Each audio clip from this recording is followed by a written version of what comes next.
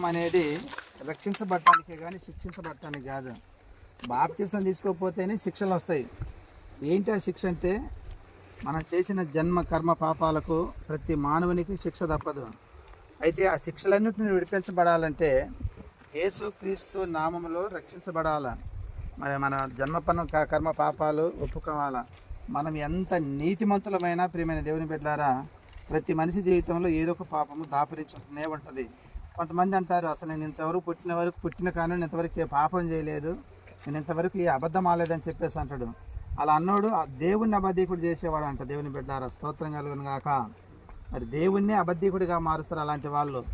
పుట్టినవాడు అసలు పుట్టుకలోనే పాపం. దావీదు అంటే, నా తల్లి నన్ను పాపములోని గర్భం దాల్చింది అని చెప్పి అంటాడు దావీదు. జన్మ పాపం, అందుకని జన్మ పాపము, కర్మ పాపము. మరి ఈ పాపాలు ప్రతి మనిషి జీవితంలో ఉంటాయి తప్పనిసరిగా. జన్మించడంలోనే పాపంలో పడుతున్నాడు, పాపంలోనే పెరుగుతున్నాడు, పాపంలోనే అలాగనే నశించి నరకానికి వెళ్తున్నారు.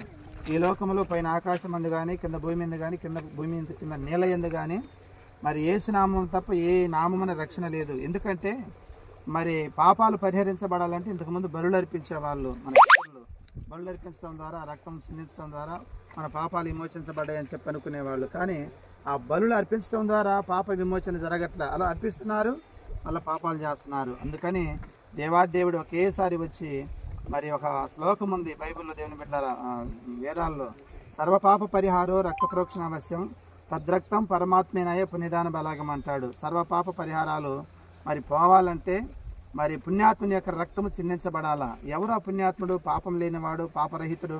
ఈ ప్రపంచంలో మరి ప్రపంచం అంతా తిరిగి చూసినా పాపం లేనివాడు దేవుళ్ళు కానీ దేవతల్లో కానీ ఒక్కళ్ళు కూడా లేరు ప్రియమైన దేవుని బిడ్డలారా. ఎవరైనా ఉన్నారంటే ఒక యేసుక్రీస్తే. మరి కామ, క్రోధ, లోభ, మద మత్సరాలు జయించిన దేవుడు ఆయన ఒక్కడే సర్వాధికారి. మరి పాపము నాలో రుజువు చేయమని చెప్పి రుజువు చేశాడు, సవాల్ చేసిన వాడు ఆయన ఒక్కడే. దేవునికి స్తోత్రం కలుగును గాక. కాబట్టి మరి ఈ సర్వపాప పరిహారం రక్త ప్రోక్షణ అవశ్యం. సర్వ పాపాలు పోవాలంటే రక్త ప్రోక్షణ అవశ్యం, రక్తం కావాలి. ఎవరిది ఆ రక్తం? పరమాత్మనయ్య పుణ్యదాన బలియాగం. అంటే పరమాత్మనై ఉండాలి, పుణ్యాత్మనై ఉండాలి, పాపం లేనివాడై ఉండాలి, పరిశుద్ధుడై ఉండాలి. ఆయనే నజరేయుడైన యేసుక్రీస్తు. ఆయన ఒక్కడ తప్ప ఈ ప్రపంచంలో పాపం లేనివాడు ఎవ్వరు లేరు ప్రియమైన దేవుని బిడ్డలారా.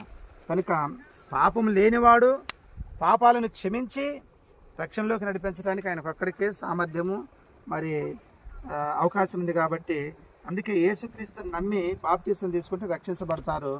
నమ్మకపోతే ఇని కూడా ఆ ఏముందని చెప్పేసి నిర్లక్ష్యం చేస్తే మానవ జీవితం అనేది స్వల్పమైనది.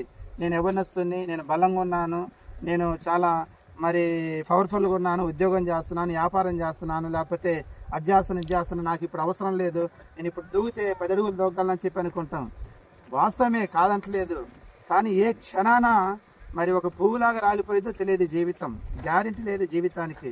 యవనస్తుడైనా బలవంతుడైనా మన చూస్తూ ఉంటే ప్రియమైన దేవుని బిడ్డలారా, మరి అటు వెళ్తున్నాడు మంచి బలాఢ్యుడు యవనస్తుడు, ఊరక కారు అటు టచ్ చేసింది, పోయి ఆడు బోర్ల పడ్డాడు, దేవుడే కాపాడాడని. ఇంకెంతమంది ఈ రోజుకు పోతున్నారు యవనస్తులు, బలవంతులే, బలాఢ్యులే, ఉద్యోగస్తులే, వ్యాపారస్తులే. మనిషి జీవితానికి గ్యారెంటీ లేదు ప్రియమైన దేవుని బిడ్డలారా. అందుకని మనం సిద్ధపడి ఉంటే మనము ఈ లోకంలో ఉన్నా దేవుడి కొరకు బ్రతుకుదాము. ఒకవేళ తీసుకెళ్ళినా పరలోకంలో నిత్యరాజ్యంలో ఆనందకరమైన జీవితం జీవిస్తాం.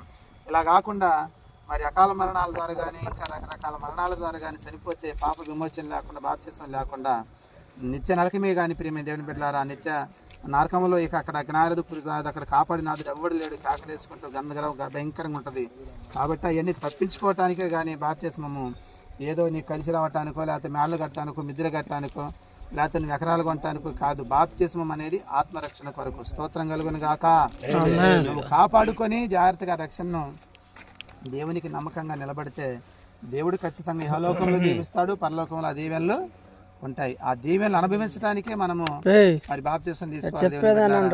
సిద్ధపడండి దేవుని బిడ్డలారా. మేము యవనస్తులం కదా అని చెప్పేసి అనుకోబాకండి, రెడీగా అండి. ఇది చాలా మంచి అవకాశము. మరి ఈ అబ్బాయి హైదరాబాద్ నుండి వచ్చాడు, మరి ఇంజనీర్ చేస్తున్నాడు, నాకేంటి అని చెప్పేసి అనుకోవట్లేదు. మరి తన మరి మనసు మార్చుకొని బాప్తిసం తీసుకొని నేను కూడా ఒక మంచి భాగస్వామిని మరి స్వీకరించి మంచిగా బ్రతకాలి, మంచిగా జీవించాలని చెప్పేసి అనే ఒక నిరీక్షణతో మరి వచ్చాడు. ఇది గొప్ప రక్షణ భాగ్యము. దేవుడు మీకు ఇచ్చే భాగ్యాన్ని కాపాడుకొని మరి అవకాశాన్ని సద్వినియోగం చేసుకోవాలని ప్రభు పేట మీకు అందరికీ తెలియజేస్తా ఉన్నాను. దేవుడి మాటలు దీవించి కృపతో బలపరచును గాక. ఆమేన్.